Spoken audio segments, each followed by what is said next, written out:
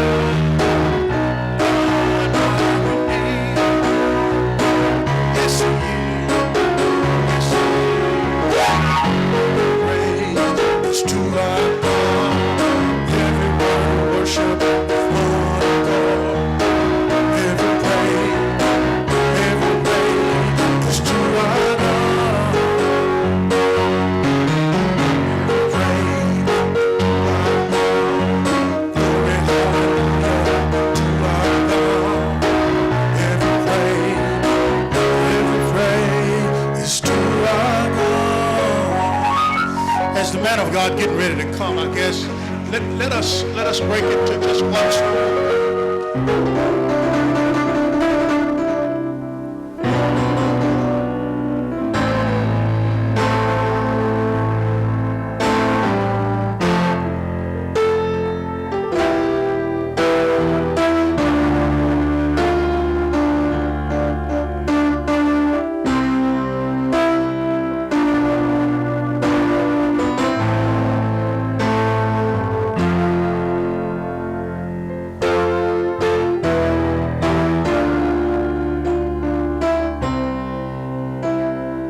Everybody sing with me.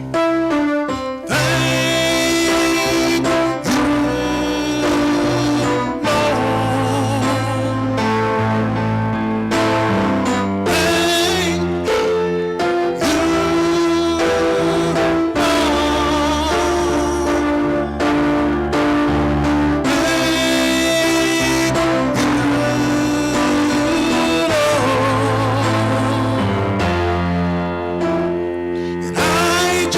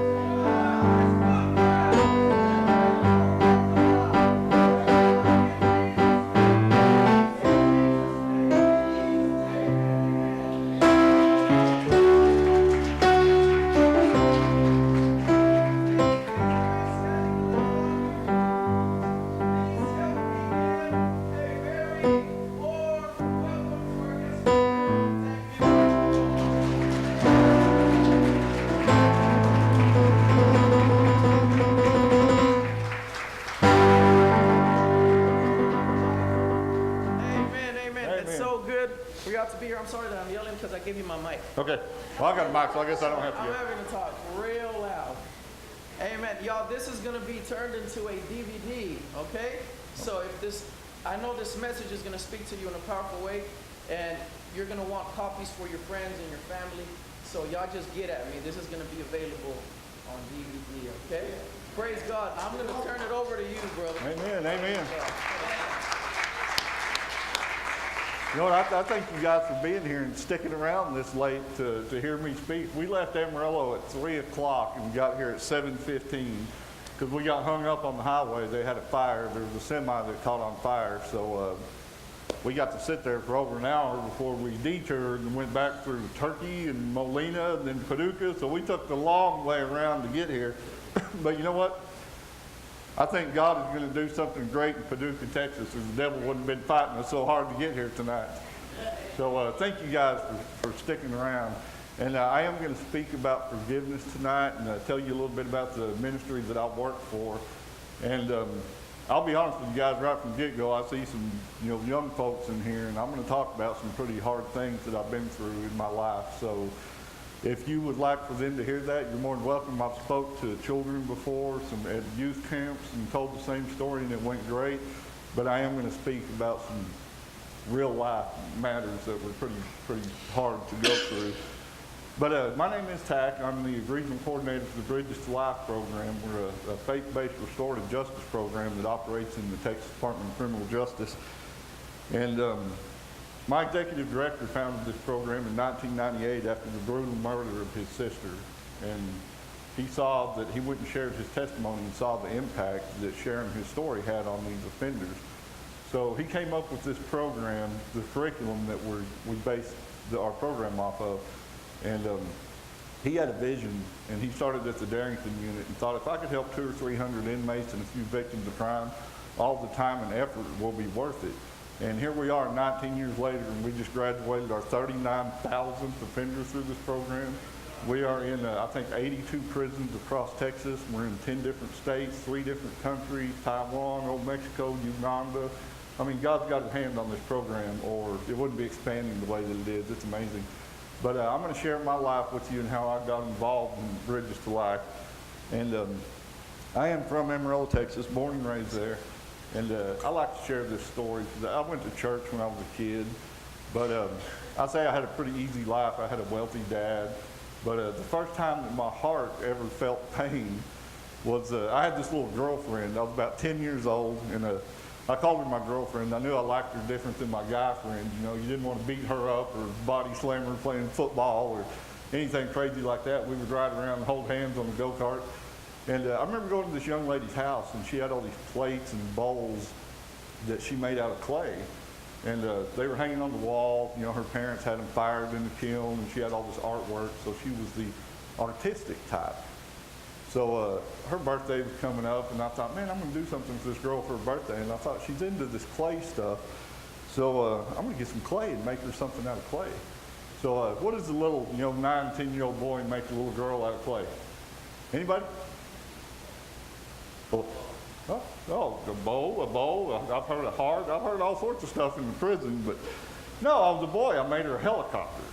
That's what boys do. And I remember the blades were bending down on this helicopter, so I put toothpicks in it so the blades would stand up. And I gave it to her, and I was so proud of it, and she had to go home. And we lived on a corner house. My mom told me I had to take the trash out, so I'm going down back to the alley, and I looked down in the gutter, and there's my helicopter wadded up in a ball. Oh, it just broke my little heart, man. I never had anything else to do with that girl after that. But no, I like sharing that story. It's kind of funny. But I think the first time that I ever really felt pain was my dad. He was a building contractor, and I guess he decided he didn't want to work as hard anymore. So he sold his contractor's business and bought a bar. And him being at the bar all night long and, doing Lord knows what, staying out all night, pretty quickly led to my parents getting a divorce. So I think that's the first time that I really felt pain was when my parents divorced when I was a little child. And I just remember the heartache of that. But like I said, we went to church on Sundays, and my dad, being busy all week long, decided that the day that he wanted to spend with me and my brother was Sunday. So we started hanging out with my dad at his bar. And I'll tell you, to be honest with you, I remember going to church and these people were crying at the altar, and I remember going to the bar and these people were dancing and laughing, and I thought, man, this bar stuff looks like a lot more fun than this church stuff. So that's total opposite of God's truth, because God's healing those people and that other one's causing pain. But at a very young age, I decided that I turned my back on God because I thought this bar life was just fun. And when I was 14 years old, I had to go to summer school, and it wasn't that I was too stupid to do my homework. It's that I thought partying was more fun than doing homework. So I wound up failing and had to go to summer school in 7th grade. And the day we graduated, we decided to go to Canyon, Texas and have a party. And we got a bunch of beer and a bunch of whiskey and went to Canyon and just sat there and did our thing. And I had a curfew. I was only 14 years old. I was supposed to be home at like 11. And it's almost midnight. And my brother's driving. He's 16 years old. He just got his driver's license. So we take off from Amarillo, Texas, and we're trying to get home before we get in any trouble. So we're driving down I-27 about 100, 120 miles an hour. And I usually don't start these pictures till I get to this story, but we went ahead and started it. But we wound up hitting the median. I don't know if the tire blew out or whatever, but we hit the median at over 100 miles an hour. And when we did, glass and sparks started flying. So my brother, being a young, inexperienced driver, instead of just coasting to a stop on that median, he tried to turn the wheel. And when he did, he went like that, and the car went sideways, and we just started rolling down the highway. And that's that car. There was 5 of us in the vehicle, and 4 of us got ejected. Nobody had their seatbelts on, and 3 of those guys just got a bunch of broken bones and road rash, which is probably all I would have got. But that car landed on top of me upside down, and it broke my back and broke my femur in half. It shattered most of my skull. That's why I can't move the right side of my face. It's paralyzed. I laid in the hospital for over a year and a half. I was in a coma for about 6 months. And I told you guys I turned my back on God at a young age, but my grandmother was the most righteous woman that has ever walked the face of the earth. I'll tell you, whenever she passed away a few years ago, when she got to heaven, I get the saints bowed down to her. That's how righteous this woman was, and I loved her. But you know what? She would come in and lay on my chest and pray for hours at a time while I was in that coma. And you know what? Doctors said that I was never going to walk, and they said I was never going to talk again.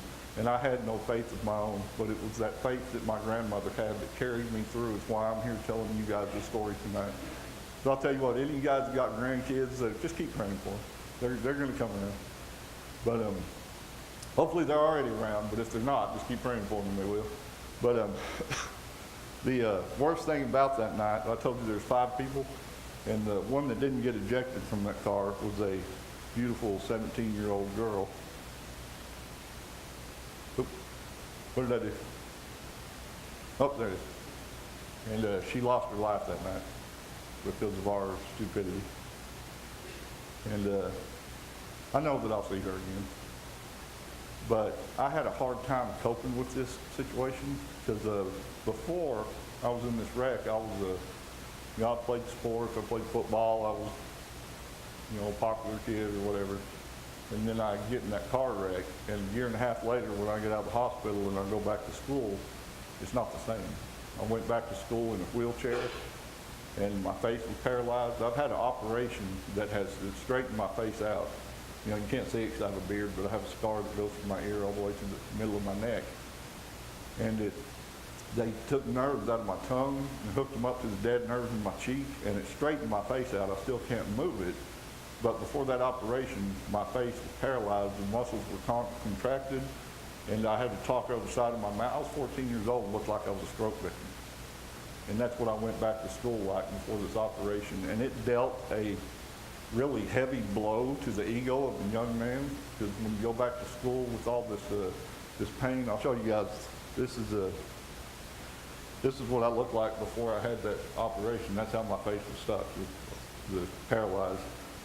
And most people probably would have never drank again, or I just took all this pain from the way that people treated me, and I knew that it hurt. So I started self-medicating. Before that, I used to party to have fun.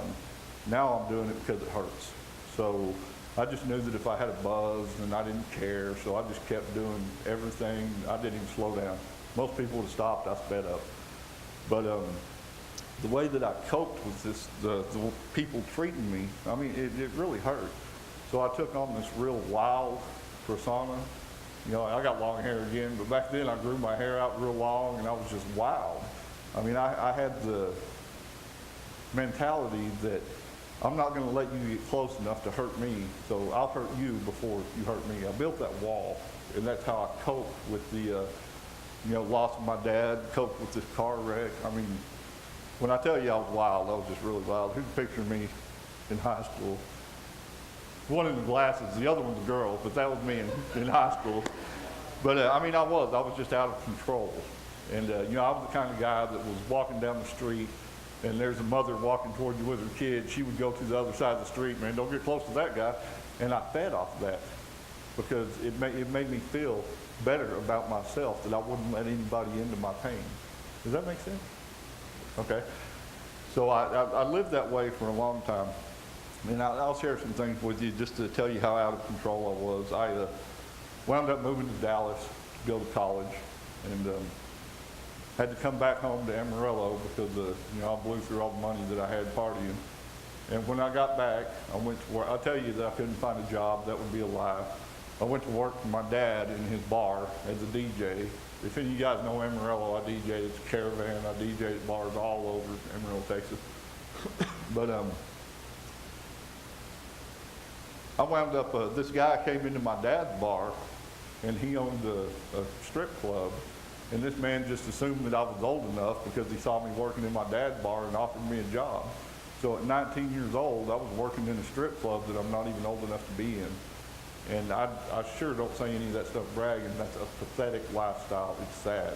I'm just sharing that with you guys so you can see how totally out of control my life was.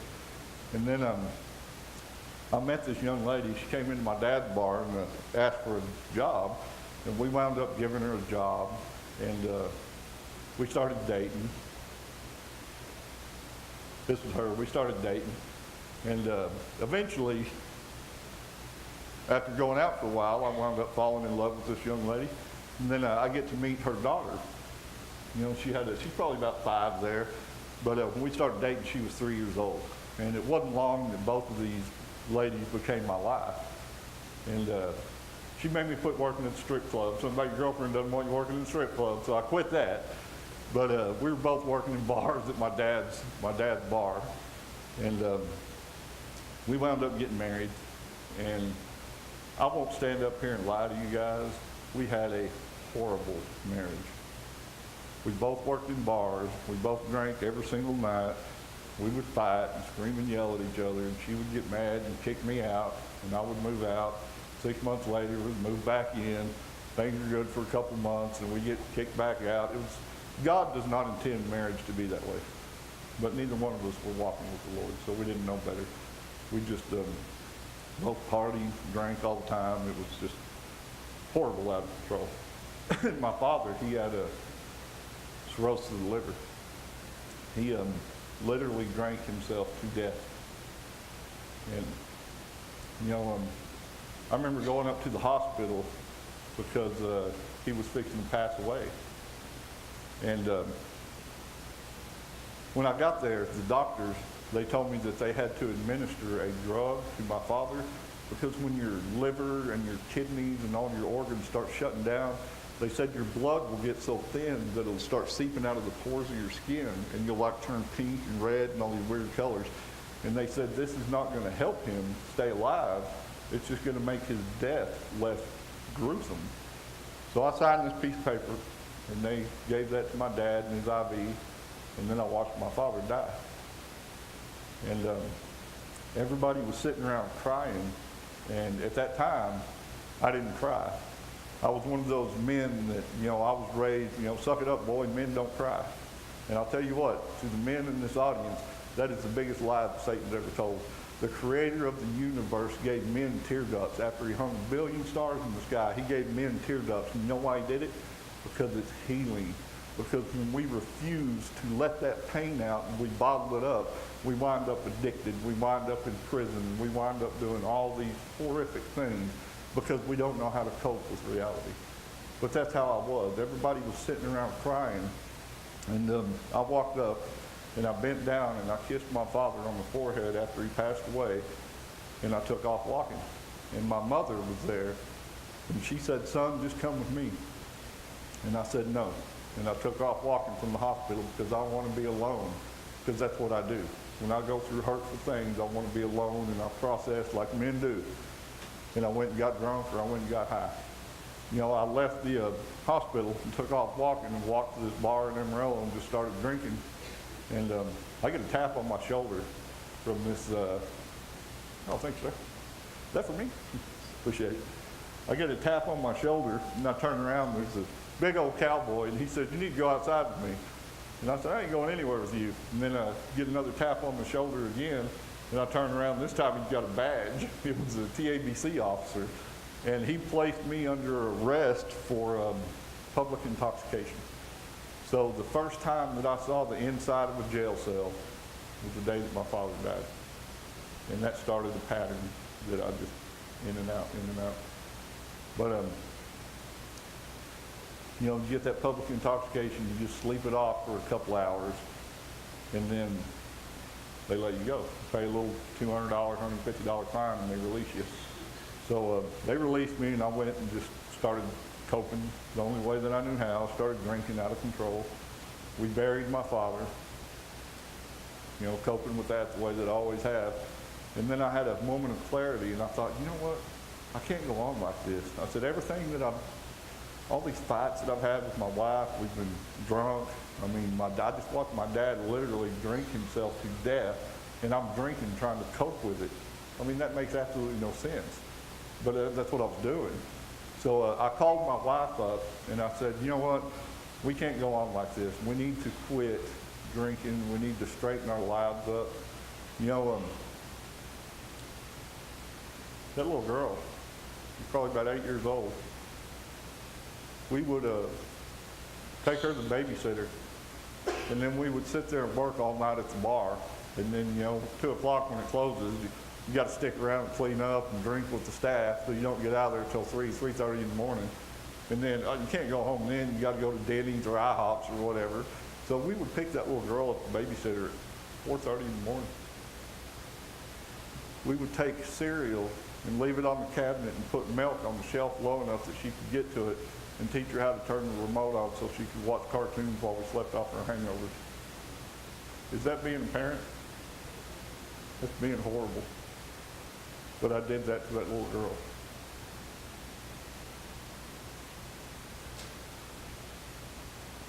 Now I had that moment of clarity, and I called my wife up and I said, we can't go on like this, no more. I said, we need to start being parents to her. We need to quit drinking so much. We need to get out of the bars. We need to get normal jobs where we can pick her up at the babysitter at 5 o'clock in the afternoon, not 5 o'clock in the morning. And she agreed. So we did. I quit working in the bars and went and got a job at a sign shop.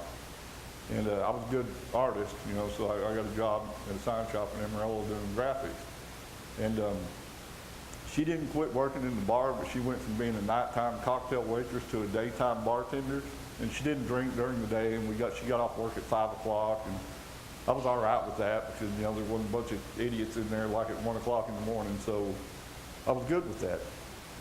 So we went and got us a little apartment, and we got back together, and we started being parents for the first time. We weren't saved, still didn't know the Lord, but as far as the world goes, we started trying to be decent instead of just out of control partying all the time. And life was actually good.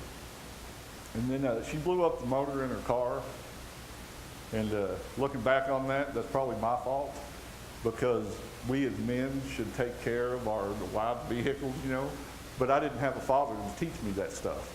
I was just going through life. I didn't know any better. But she did blow the motor up in the car, so we were down to 2 vehicles. I had my truck, and I had my Harley. I've always ridden Harleys. And it was supposed to hail, and we didn't have a garage at this apartment, So I took my bike to my mom's house and put it in her garage because I didn't want my Harley getting held on. And we kept my truck. And the next morning, here was the plan. My daughter had to go to school. She had to go to work. I had to go to work. So I went to work at 8 o'clock in the morning. And then she was going to take my daughter to work or to school. And then she was going to go home. She had to be at work at 1 o'clock in the afternoon. And she was going to come back and pick me up for lunch. We were going to go have a hamburger, and then I was going to drop her off at work at 1 o'clock. And then I'll keep the truck till I get off at 5 and then go back and pick her up. You know how it is. You got one car. It's a pain. You just got to do what you got to do. So that was the plan. So 8 o'clock in the morning rolled around, and she took me to work, and she dropped me off and gave me a kiss and said that she loved me, and she drove away. And that's the last time that I ever saw her alive. Noon rolled around, and she was supposed to pick me up for lunch, and she didn't show up. And I was starting to get mad, and I was cussing her, lazy, can't even get out of bed, blah, blah, blah. And all my coworkers left to go to lunch, and the only person that was left was my boss.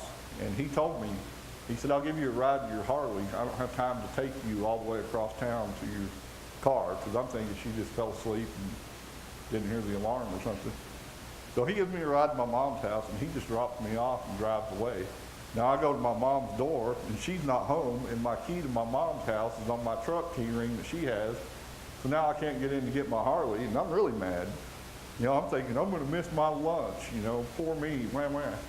So I leave my mom's house, and I take off walking, and I think, well, I'm going to go to the bar that she is going to work at. She's going to come walking in and, you know, say, oh, I fell asleep, and I'm sorry, and I'm going to take my keys from her and, you know, say something stupid and leave, go back to work, not get to eat my lunch. Boo-hoo.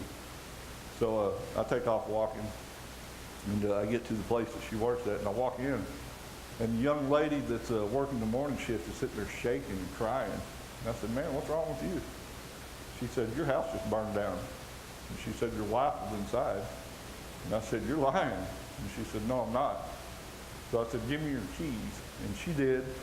And I took off driving across Amarillo, Texas, 100, 110 miles an hour. I'm lucky I didn't kill somebody, running red lights, trying to get to my house. And when I get there, they're still firemen spraying the house. It's still burning. I mean, this is still going on. And I had to park about 2 blocks away from all the police cars and fire trucks and ambulances. And I get out and I'm running. And it's a L quadplex thing. And I run around the corner. And the firemen are still spraying the house. I don't know what I was going to do, run inside, or, you know, who knows when you get that much adrenaline going. But I run around the corner, and there's 5 policemen that turn around and they see me. And these guys went into full-blown linebacker mode, and they body slammed me. And they've got the knee in the back of the neck and standing on my hands and holding my feet down. And they handcuffed me and stand me up. So we're handcuffing you for your own protection.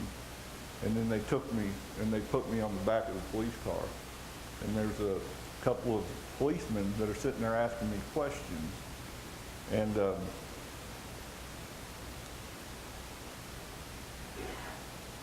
I was asking them questions. You know, they were asking me questions. Who are you? Where did you come from? And I said, this is my house. I came from work. I said, was there somebody inside? And they said, yeah, there was a young lady inside. And I said, what happened? Did she fall asleep with a cigarette? I mean, why did my house burn? And they said, we don't know. The next thing you know, a couple of detectives came up and they told the uniformed policeman to leave. And they placed me under arrest for suspicion of murder. And they took me to the police station in downtown Amarillo, put me in one of those little 2-way mirrored rooms, and handcuffed me to the chair. Now, there's detectives that came in, and I could tell by the line of questioning. Guys, this is where it's going to get a little different if you want your kids not to hear this. I'm not going to say anything crude or anything, but I'm just telling you what really happened in my life. The policemen, they kept asking me question after question, but they wouldn't answer any of my questions because I was a suspect. So by the line of questioning they were asking me, it wasn't real hard for me to figure out that somebody had raped her. But they wouldn't answer anything I had. Now, this went on for, I'll tell you what, guys, this is that's them going in to get my wife's body out of my house. and now I'm handcuffed to a chair. I'm having a hard time. Now, they keep asking me these question after question, and then they finally get up and leave. And they left me handcuffed to that chair for hours. And I finally started screaming, yelling at them. I said, guys, I've got to go to the bathroom. And they said, you ain't going nowhere.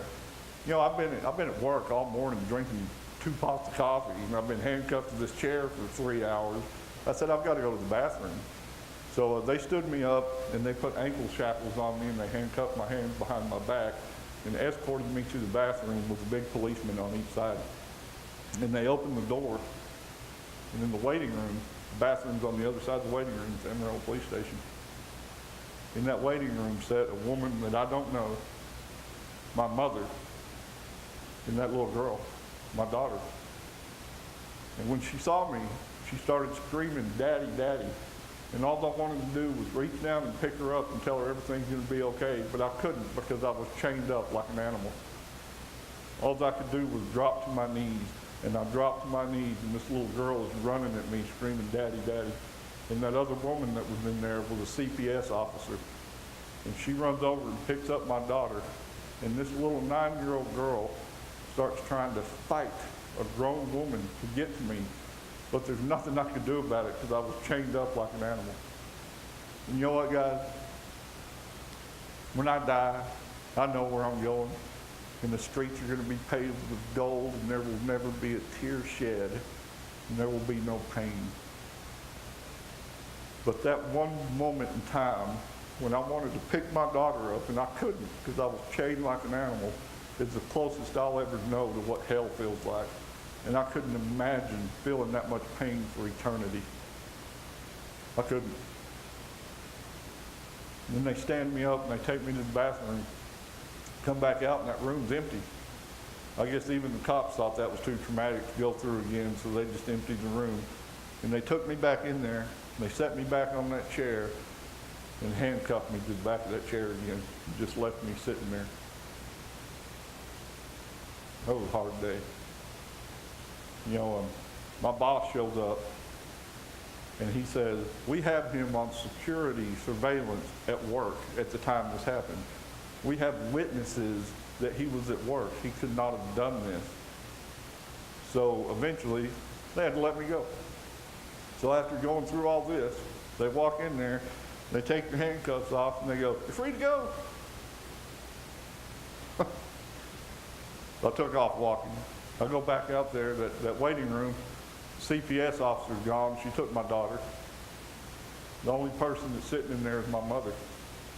And she's crying. And she said, "Son, just come with me." But just like I did at the hospital, I left her crying, and I said, "I want to be alone." And I took off walking. And I walked back to our house. There's still policemen out there. There's still crime scene tape up.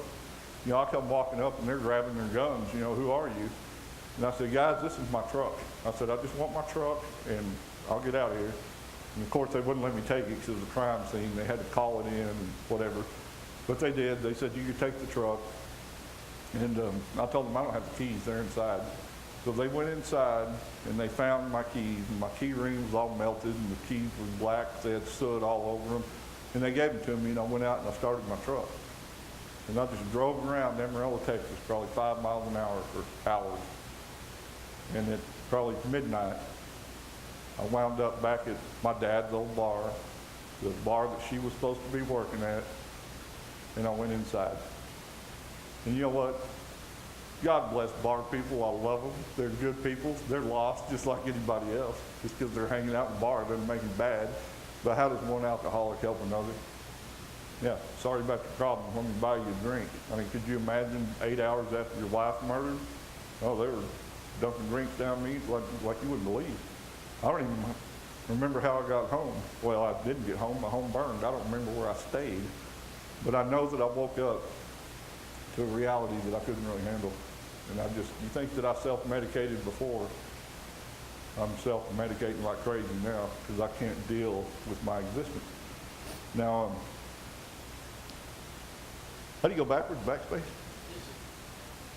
You know, a few days later, whenever I walk in, they tell me you have to make funeral arrangements. So I go to the funeral home to make funeral arrangements for my wife. And the funeral director, whatever he's called, he said that her body just got back from autopsy. And I said, I want to see her. And then he said, no, you don't. And I said, I want to see my wife, man. He goes, no, you don't. I said, is there something legally stopping me from seeing my wife? And he goes, I'm just telling you, man, you don't want to do it. And I said, I'm going to. And he said, I can't keep you from it. So we went in there, and he pulled that drawer out of the wall, and that's not what was laying there. I still don't know how she died, because they won't tell me anything, so it's still an ongoing investigation. And he starts showing me where her eyes are swollen shut from being beaten. Her nose is broke. He starts showing me bruises around her neck where she was choked to death. And I lost it. I got sick in the middle of that coroner's office or funeral home office, whatever it is. And I walked out. And my mother, the one that took me up there to handle this situation, is sitting there crying again. Son, you don't need to be alone. Just stay with me. And I said, no. I'm going to bottle this up just like I've done my whole life with everything else. I'm going to suck it up and be a man and go get high. So I left my mom crying in the funeral home, the hospital, the police station, the funeral home. The person that loved me probably more than anybody, I treated that way because I was so selfish with my family. And I went across the street to a bar, my dad's old bar, and just started drinking again, out of control. Now, I got to where I was having nightmares, really, really bad nightmares. And in my messed up way of thinking, I thought, hey, if I don't go to sleep, I don't have nightmares. So I started using methamphetamine and wound up getting strung out on drugs, drinking way too much. And it was probably about 2.5, 3 months later, they caught the guy that did this. He was a 19-year-old kid. They caught him in Diamond, Oklahoma, stealing a bicycle. Got him red-handed, and he said, when the police got him, he said, I killed a girl in Amarillo, Texas. So they called Amarillo and said, sure enough, so they extradited him back to Amarillo to go to trial. Now, that's a newspaper article from that day. Man confesses in killing. So now it's not an ongoing investigation anymore. They can start sharing with me what actually happened, what this guy did. He was locked up in Florida in the youth detention center for armed robbery. And he turned 18 and they let him go because, 18, you gotta let him out, which I'm sure he's still on probation or parole or whatever, but he just walked right through that. He doesn't care. So he decides he's gonna hitchhike from Florida to California, from coast to coast, and picked my house in Amarillo, Texas. He said that he knocked on my door, and I'm a firm believer that if she would have answered the door, he probably would have said, hey, is Bill here? And she'd have said, you got the wrong house, and he would have left and went somewhere else. But she didn't answer the door because she was in the shower, and he thought the house was empty. So he goes around to the back of the house, he breaks into my house, he hears water running, and he goes, peeks through the door, and my wife's in there taking a shower. In his confession, he said that he hid in my house for over half an hour watching her through the cracked doors, hiding behind the couches, doing all sorts of stuff. And then she saw him, and he decided he wanted to rape her, and she fought him. So he beat her. And he said that he beat her until she just laid there whimpering, and he tried to rape her again. And she still tried to crawl away from him. So he picks up my belt off the floor, put it around her neck, and pulls it tight until she's dead. And then he raped her after she's dead. And then he burned my home down. Now I know who he is. And he's at Potter County Jail. And I'm not thinking straight. And I'm high and drunk. And I decide the only way that I can stand up for my wife's honor, the only way that I can make this right, you took everything from me, I'm going to take everything from you. So I got myself in trouble on purpose with the intention of taking this man's life. And thank God I didn't pull it off, or I'd still be sitting there. But I get in there, and I start sharing my story. They put me in an 8-man tank, an 8-man pod, and I start sharing my story with 7 other men, and I get them just as mad as I am. I'm going to kill this guy, and now I've got backup to get it done. I mean, these guys are going to help me. We actually found out what pod he was in. I mean, this kind of stuff happens in prison. We found out what pod he was in, and we started planning an attack. We were going to get him. And I don't know if the officers overheard us talking, or they might have looked in the newspaper and just put 2 and 2 together, but they figured out who I was. And I got kicked out of jail. There's not too many people who say they got kicked out of jail. I remember they came in and they said, "Buchanan, get your stuff, you're out of here." And I said, "I'm not going anywhere." They said, "We will drag you out of jail." That's how messed up I was mentally. Think about that. Think about that. Well, thank God I didn't pull that off. And I go to court for my little possession of a drug, of methamphetamine. That's how I got myself thrown in jail. And they sentenced me to 4 years deferred probation. And he goes to court, and the state of Texas sentenced him to death for what he did. And I thought that would make me feel better, and it didn't change a thing. It didn't take my pain away. It didn't bring her back. It didn't change a thing. I just kept on doing what I was doing. And then I had this moment of clarity. I'm like, I'm on probation, and I'm going, man, you know what? My whole life, since I was a little kid, car wrecks, my whole life has revolved around this stupidity. I said, it's time to stop. Time to stop. And I didn't know the Lord.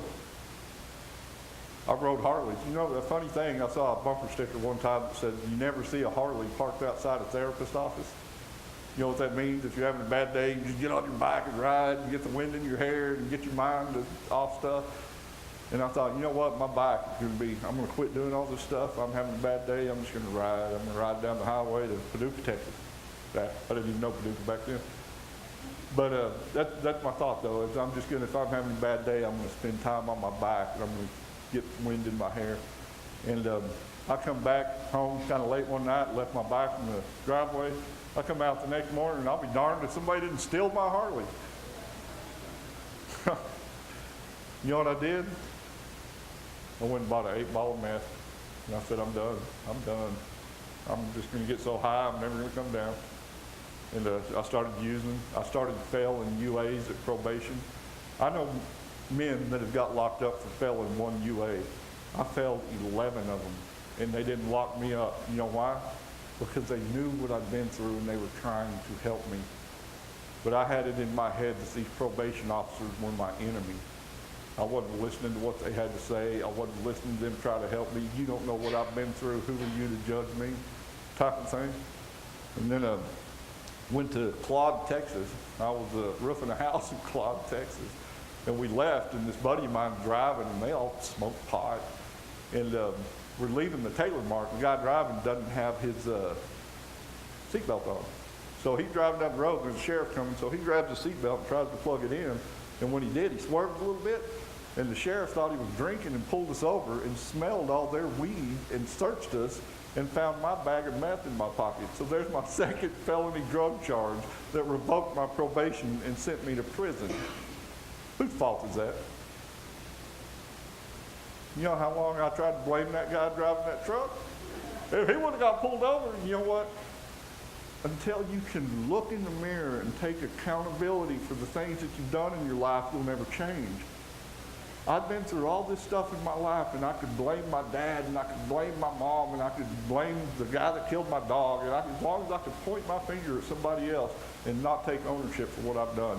And you know what? I was in prison, out of prison, in prison, out of prison, until I finally said, I'm the one that did this. It's time for me to change. Then when you can start making changes and better your life. But as long as you're trying to blame, and I don't care what you've done, I do care what you've been through, especially if you're still going through a bad situation, get the help that you need. But if you're blaming somebody else for things that have happened in your past, you'll never move past that. So when you finally take accountability, and that's what it took me. I mean, I still had to go to prison. And I went to a place called Safe Peace. It's in TDCJ. It stands for Substance Abuse Felony Punishment Facility. It's a prison rehab is what it is. And what they do, they give you a sentence, and then you go to this 1-year program, and you do this program, and when you get out, you do the rest of your probation sentence. So they sentenced me to 10 years probation with 1 year in safety, okay? So you have to get to prison, and they ask you, or they tell you, they don't ask you, they tell you, you need to write an autobiography about your life so we can give it to the counselors, so the counselors can read about you and evaluate you and know how to counsel you, right? So I wrote this biography. I didn't tell you guys a fraction of what he did to her. It made me sick. I mean, he tortured her. It was bad. It went on for a long time.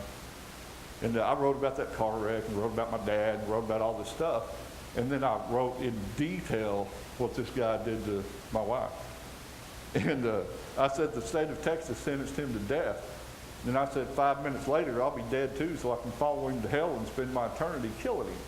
And I wrote killing him again and again and again on front and back of the pages, like 3 pages. I would scribble, I was venting on paper. You know, this is my first day in prison. You want to know my story? And the more I wrote, the madder I got. And I just got stupid in my writing. I'm going to kill him, blah, blah, blah, you know. And I went and I turned that in. And the next morning, they came up, and this is like 10 o'clock at night, my first day in prison. The next morning, they come up and they yelled Buchanan to the picket. I didn't even know what the picket was. I had to ask another offender. I'm like, dude, what's the picket? He said, it's out there where the officers are sitting. And I look out there and I'm thinking, man, there's been 2 the whole time I've been here, and now there's like 5. I said, so what's going on here? So I go out there and they turn me around and, you know, they search me and everything. This time they put the leather belt with the ring and the handcuffs through the ring with the chain to my ankles. And they said, the sergeant needs to see you. So I had to walk all the way across that farm. It took like 2 hours to get there. And I walk into that sergeant's office and she says, she had that biography. And she said, is everything you wrote true? And I said, yes, ma'am, it is. She said, well, we're a little concerned you may be a threat to the other inmates. Put him in here, I'd be a big threat to him. I said, I'm not a threat to these other guys, though. They're just doing their time just like I am. So eventually she took all my chains off, and she said, I want you to go see the unit psychiatrist. So I went in there and I told this man, I said, I'm not going to do the Safe P program because it's like AA. I mean, you have to stand up and talk about your problems and stuff. And I'm going, I'm not going to stand here in front of a bunch of strangers and talk about my dead wife getting raped. I said, I'm not going to do it. I refuse to. And he said, I'll tell you what then. I can sign this paper, and what's going to happen is they're going to come pick you up and put you in the Montford unit in Lubbock, Texas, which is a psychiatric ward, and you'll get your whole sentence of 10 years. Or you can buck up and do this program. So, you know, when you're going, wow, 10 years or 1 year, you're not as crazy as you think you are, you know. So I'm like, all right, I'll do this program. So then I go back in there to the sergeant's office, and she said, I want you to see the unit chaplain. And I'll tell you what, guys, there's a lot of people that tried to lead me to the Lord before I got locked up, and I had so much anger in me. You know, I remember a guy coming up and trying to give me a tract one time. I was at a concert or something, and this was like 2 months after my wife got murdered. And he said, God's there when you need him. And I said, you know what? I don't need God, but my wife did. I said, where was your God then? Your God's a fantasy, and you're an idiot for believing in this stupidity, was my attitude.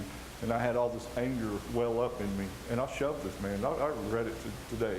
But I was taking out my anger on this man that was trying to show me the love of Christ. And I shoved him, and I was waiting for him to come back and say something to me, and I was going to, do whatever. I was going to let my anger out. And that man stood back up, and he goes, Jesus loves you. And I thought, how can you hit somebody after they say some stuff like that? Man, get out of here. But that's how much anger I had in me toward God.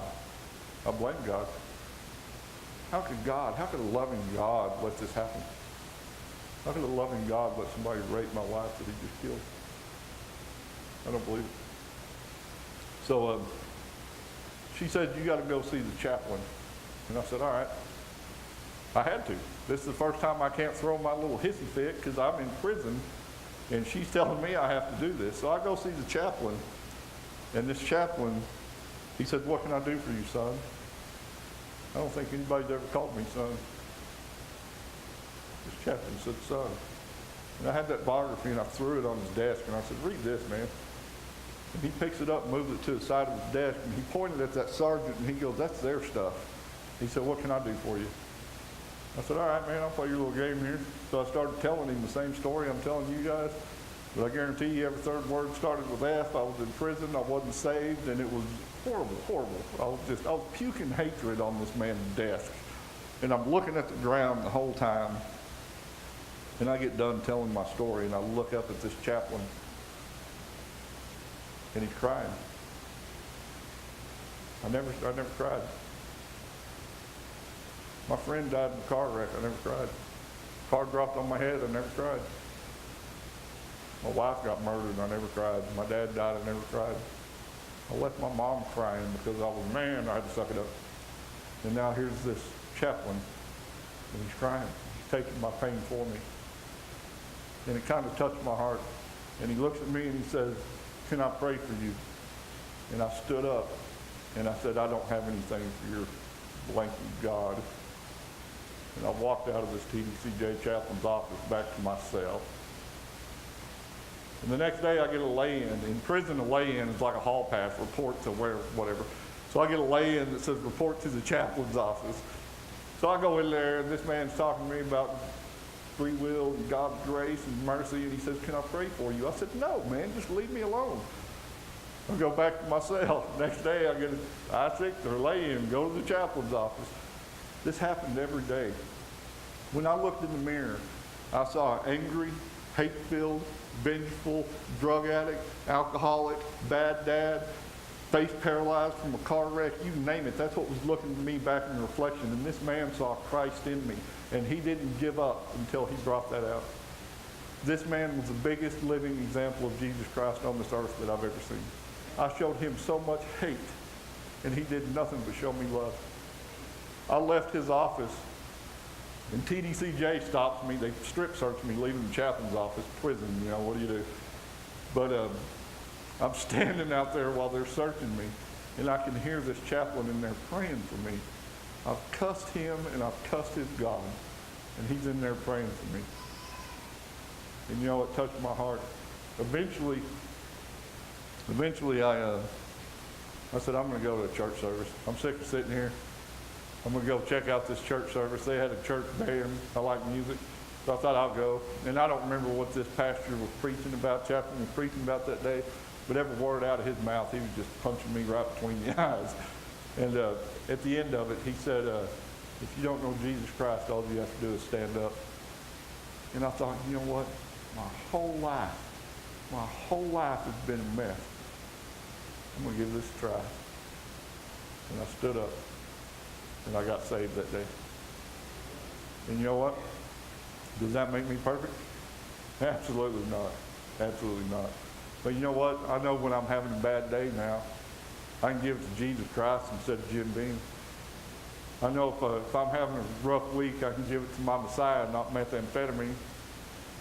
And I know that I'm still going to fall down, but through Christ's love, I know how to get back up instead of laying in the filth. But I'm still a man, you know. You know, I'll tell you what, being a Christian is harder than being an addict because you have to do the right thing. You have to be a good husband. You have to be a good dad. You have to be all the things that God called you to be instead of doing whatever I want, whenever I want, to whoever I want, and I don't care. So is it easy? No, it's harder, but the reward is so much greater. So I did. I gave my life to Christ that day. Then I started working with that chaplain. And he says, "You got to forgive your brother for driving that car." And I said, "All right, man, me and my brother, I don't have any ill will towards him. He just has his life, I have mine. You know, we don't see each other that much. But I forgave my brother. Me and my brother are close now. And he does Bridges to Life with me. He volunteers at the prisons. I mean, he got locked up for DWIs because he didn't know how to cope after driving the car that killed that girl. So he self-medicated too. And he wound up in prison himself. And now he's on the prophetic ministry team at the church. Hadn't had a drink in 15 years. I mean, it's amazing. It's amazing what God's done in his life. And then he says, "You got to forgive your dad." Because I started, even after I got saved, you know, if my dad wouldn't have took me out of church when I was a little kid to hang out in these bars, I would have known Jesus my whole life. So this is my dad's fault. I'm telling you, as long as you, even after I got saved, I was still blaming other people. But then I realized, you know what? I can't just blame. How can you blame somebody and stay in the same filth your whole life? You can say, I'm not going to blame anymore and step over here to being clean. You know what? Start taking accountability for your own actions. So I did. I said, I forgive my dad. And then I found out my dad had been through a lot of things that I didn't know about either. And he was self-medicating too. I found that out from my grandmother. And then this chaplain says, you got to forgive yourself. You know, I told you all about whenever I went in there to get my daughter and I was handcuffed. And that was the hardest moment in my life. And it was. I'm not going to lie about it. That was the hardest moment in my life. But who am I to cry about that one moment in time when I caused that same pain to her ongoing? I can go boo-hoo, this one little moment of time really hurt my heart, but I just left her after her mother got murdered to go to prison. How can I forgive myself? How can I forgive myself? How can I cause that much pain and tell myself it's okay? And you know, it was another inmate that helped me with that. This inmate comes up to me and he goes, you're saved now. I said, yeah. And he goes, but you can't forgive yourself. I said, man, I've just caused too much. And he points at this other inmate and goes, do you believe he's forgiven? I said, well, if he gets saved and repents, then absolutely he is. Well, do you believe he's forgiven? Well, if he repents and gets saved, absolutely he is. But you can't forgive yourself. I said, man, I've just done too much. And he goes, so basically what you're telling me is that you're standing at the foot of the cross looking up at Jesus Christ saying you did enough for him and you did enough for him, but you didn't do enough for me. So why don't you go pull those nails out and go do a couple more miracles so I'll have enough faith to believe. And I'll tell you what, if you ever have trouble forgiving yourself, lay in bed and think about that. So I forgave myself. And you know what? When I did, that's when I could be a dad. That's when God gave me a beautiful wife and you. That's when God gave me back everything that Satan had taken from me, times 10. And then that chaplain said, you got to forgive the man that murdered your wife. And you want to know what I told him? I'd only been saved for about 30 seconds. I didn't know any better.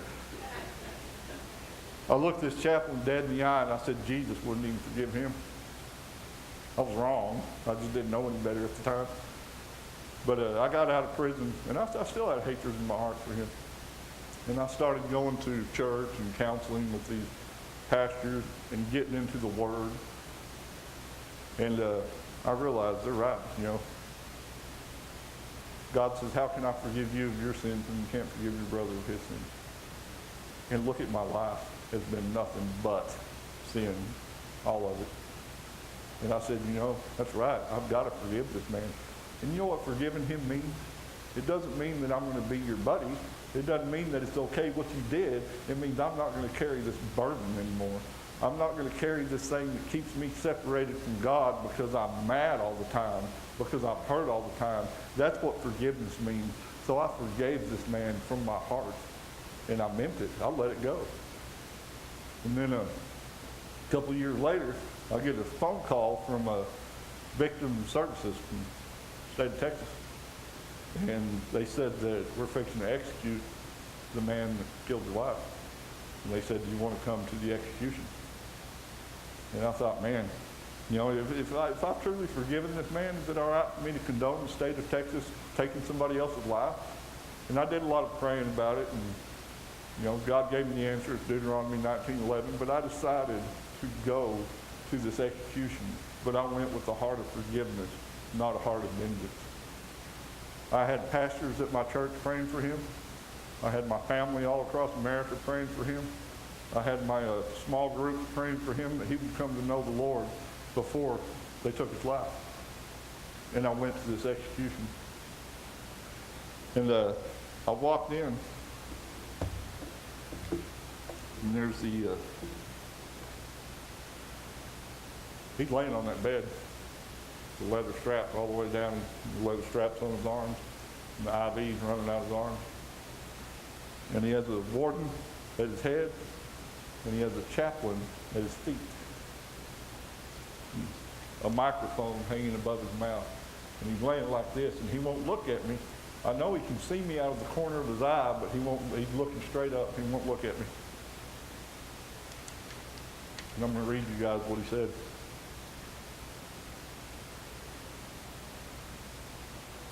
Warden says, "Do you have a final statement?" He says, "Yes, sir, I do." And the warden says, "Go ahead." He says, "First of all, I want to thank God. I want to thank God for the love from the family and friends that I have. To God I give the glory through the years. I love and care about the Lord. The Lord knows that I've prayed for the victim's family. I know you all probably have bitterness and hate for what I did. There's not a day goes by that I have not prayed for Ronnie Dawn Buchanan and her daughter who was left behind. I pray to God, the Lord Almighty, that like he did for me, he will reach out and help you. I just pray that the Lord takes away your bitterness. There's so much hurt that I have caused you all. On the phone, I talked to my family for 2 hours. It was hard to see such a big man break down and cry like a little baby talking about his dad. I hope this will touch your hearts like you have touched mine. I know it is hard for you all. I am to blame for this, and I will take that, Lord, when I get there. Back in 2003, I want to tell you this. I got down on my knees. The Lord knew my heart. I wanted to kill myself. God help me to forgive myself and move on. I just pray that someday you will find forgiveness in your heart. Know that your loved one is in a good place. I'm sorry for what I've done." And then he rolled his head and he looked me dead in the eye and he said, "Can you forgive me?" And all I could do was nod my head because I didn't have a microphone. And I nodded my head yes. And he looked up and said, "I'm ready." And I watched that man go to heaven. And I know in the depth of my heart that I will spend eternity with the man that raped and murdered my wife because of his repentance and my forgiveness. And the repentance of my own sins, because the Lord knows I had a list of them. Amen? You know, you know, well, you can give the Lord a hand. You know, let me read you scripture real quick. This is what I learned about unforgiveness. This is Matthew 18:21.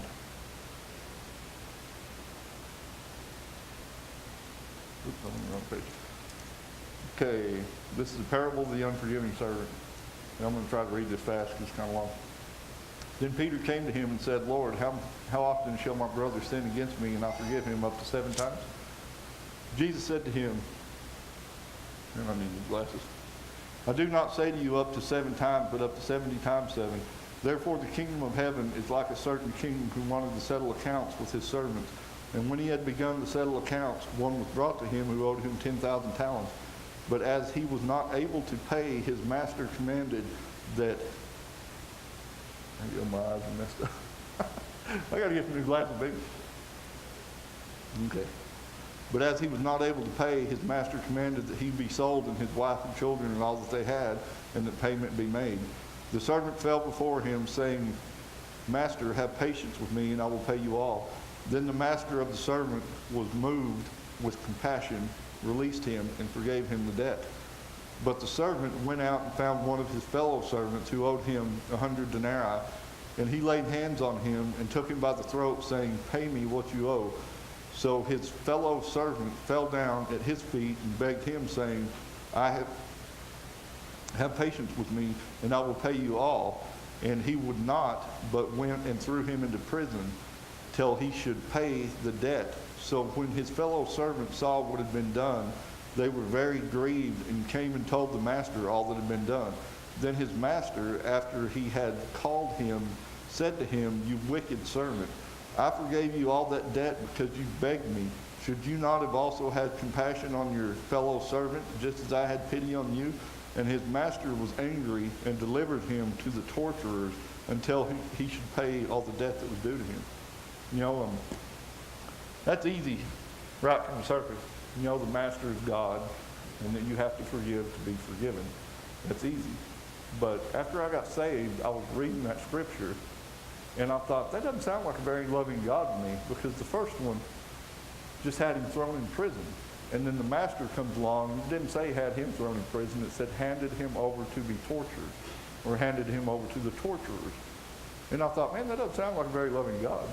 So I got 10 different study Bibles, and I read every one of them. And you know what a study Bible is man's opinion of what the word of the scripture says. And I didn't like what any of them said.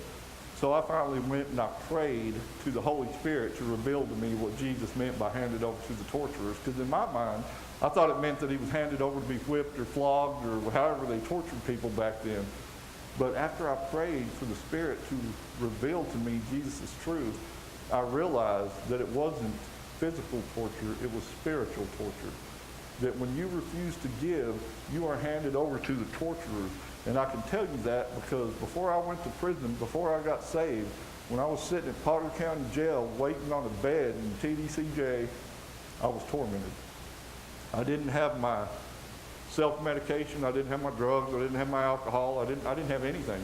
I was just laying in that bed, and all I could think about was him doing this to her.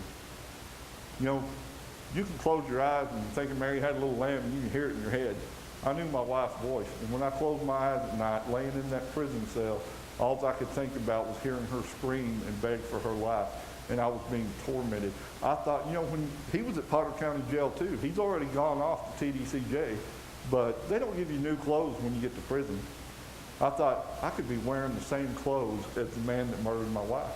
I could be eating off of the same tray as the man that murdered my wife. This spoon could have been in his mouth, and it was pushing me over the edge. And you know what it was? I was handed over to the torturers because I refused to forgive. And when I forgave, all that was gone. I never had another nightmare. I never had another bad thought. I wouldn't sit there and hear her screaming as she killed. All that went away because I forgave. That's what handed over to the torturers mean. And when you forgive, you are delivered from that bondage. You are delivered from that torture. You are able to move on with your life because you're not holding on to that hatred anymore. Amen? You know, I was at church one day and I was telling this story. I wasn't speaking. I was just talking to this guy in the hallway. And this other guy, he came up after I got done talking to him. He goes, man, that's an awesome testimony about forgiveness. And I was like, oh, thanks, brother. I appreciate it. He goes, but I was over there praying for you, and I feel that the Lord's telling me you have somebody else to forgive. And I thought, are you kidding me? I didn't say anything, but I'm thinking, I'm the guru of forgiveness, man. I forgave my dad, my brother, myself. I forgave the guy that murdered my wife. Who's this guy to tell me I got somebody else to forgive? But he planted a seed because I couldn't think of anybody. And I went home, and I prayed about it, and I asked the Holy Spirit, I said, Lord, if there's somebody else that I need to forgive, bring it to my attention because I can't think of anybody.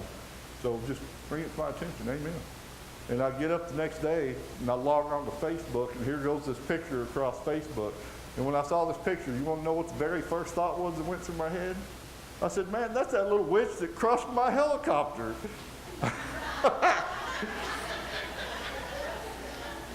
That was when I was 9 years old, and now I'm like 39 years old. And you know what I did? I just had to laugh, and I said, thank you, God, for bringing that to my attention, and I forgive that little girl. And you know what's funny, how God brings things in full circle? She still makes jewelry now and does artistic type stuff, and she made mine and my wife's wedding ring. So it's funny how God brings everything around, you know? Amen. Well, guys, that's my story. I'll take a minute to share a little bit about the ministry that I work for. I got involved in prison ministry because when I got out, everybody said, man, you need to do prison ministry with your testimony and stuff. And I said, absolutely not. I said, I've been to prison. I said, thank God for those people that came and ministered to me while I was in prison, but I don't want any part of going back. I said, I was going on mission trips. I went to Haiti. I went to New Orleans after the hurricane. So I thought that's what God's calling me to do, is do this mission stuff. And when I was locked up at Paducah County Jail, I was a trustee. And we were riding around on golf carts picking up trash one day. And I started sharing my story with this young man. And he started sharing his story with me. And he was locked up for 5 DWIs. Now, whenever he started sharing his story with me, turns out he was river rafting when he was a young man, like 12 years old. He had these 2 8-year-old little brothers, and their boat flipped over. and one of them drowned, and he saved one, and the other one drowned. So this young man, 12 years old, had to go get his dead little brother out of the water and carry him like a half mile back to the camp and hand him to his mother. Now, is this guy locked up because he likes drinking and driving? No, he's locked up because he never dealt with that pain, and he's handling it the only way that he knows how. Same thing I was doing. And me and this guy, we became friends. And we were picking up trash at the Paducah County Jail. And they give us a golf cart to drive around on and pick up trash. So him and I decided that we were going to go golfing when we got out of prison.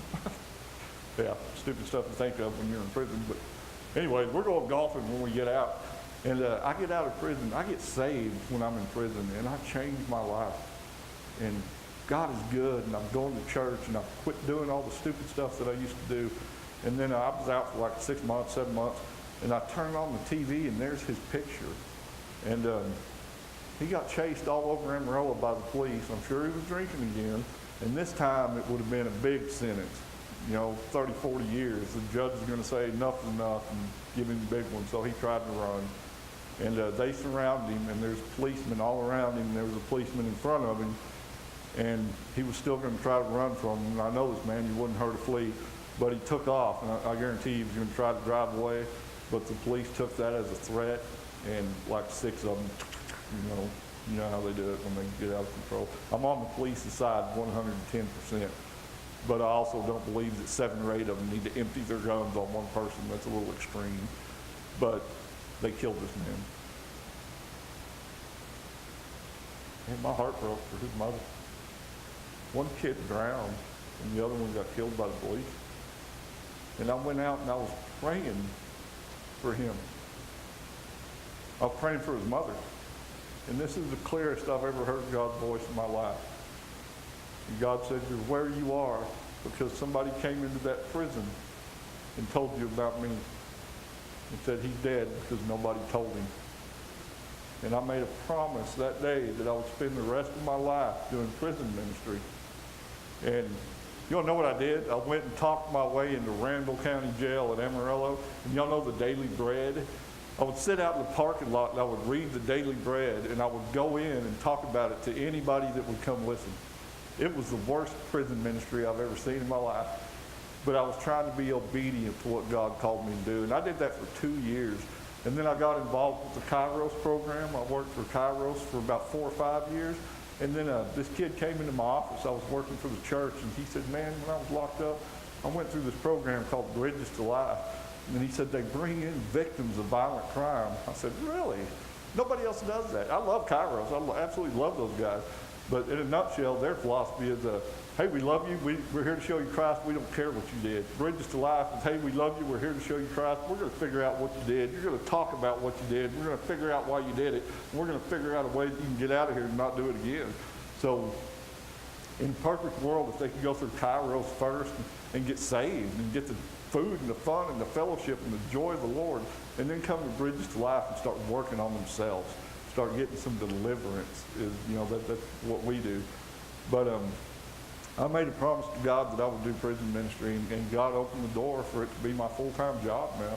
So it's like Junior was saying, I'm doing programs at Clements, Mill, Tulia, Randall County Jail, Youth Center of the High Plains, Jordan Unit in Pampa. We did one in Dalhart.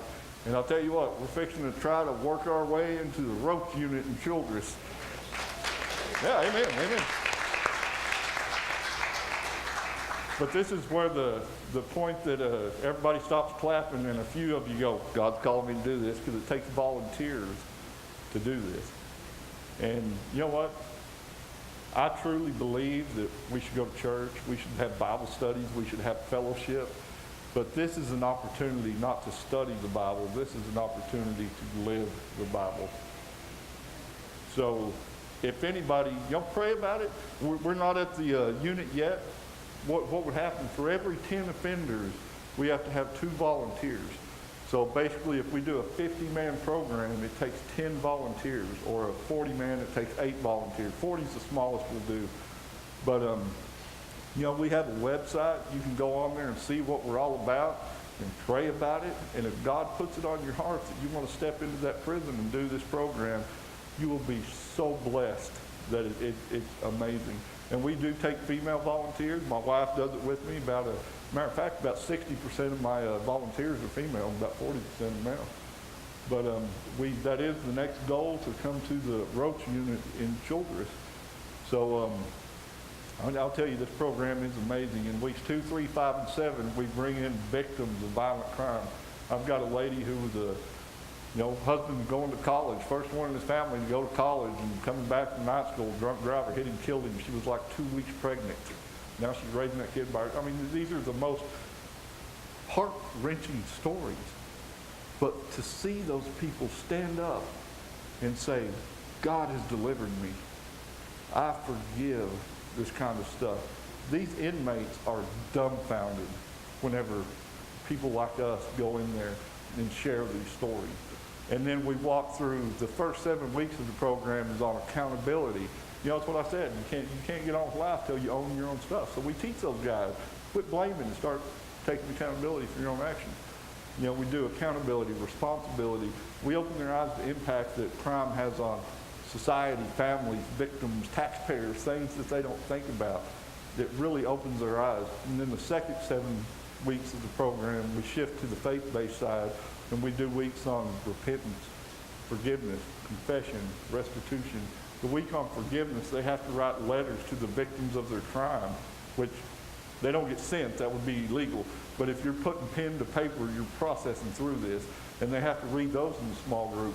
These guys have to tell their testimonies in small groups. They have to talk about the crimes they committed.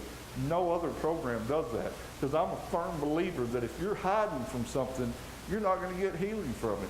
So that's why we make these guys tell their testimony.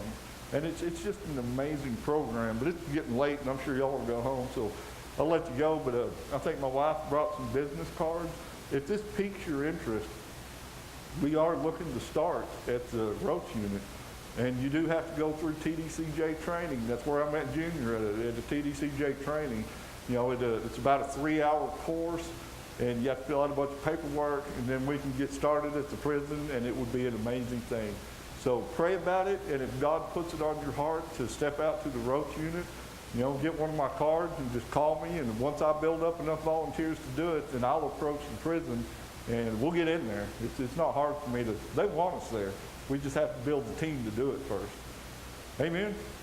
Well, God bless you guys, and if y'all are interested, get one of my cards from Susan, and thank y'all for giving me the opportunity to come share. I'm sorry that we were an hour and 20 minutes late, but here we are. Thank y'all very much. Oh, man, I appreciate it. You want this? All right.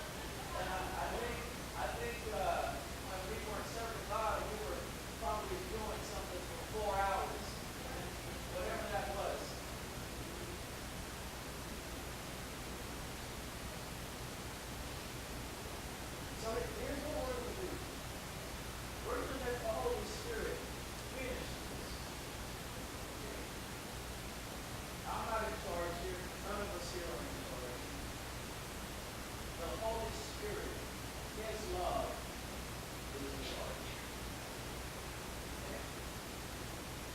And so, this morning I was ministering that the burden of this life, the burden of this world, adversity, it tries to get in our heart. You can receive it. The lies of the enemy try to get in our heart in this fallen world as we're trying to make progress in the right direction. The things of this fallen world, they try to get in our heart. If anybody knows what that's like, it's this one. But if anybody knows what it's like for God to invade your heart and deliver you, it's this time also. Our story may not be as dynamic as his, but all of us, every day, there's something that wants to get in our hearts to hinder us from developing as God's people. Every day, and you know what? In the summer, it's going to be after. When Thanksgiving comes around,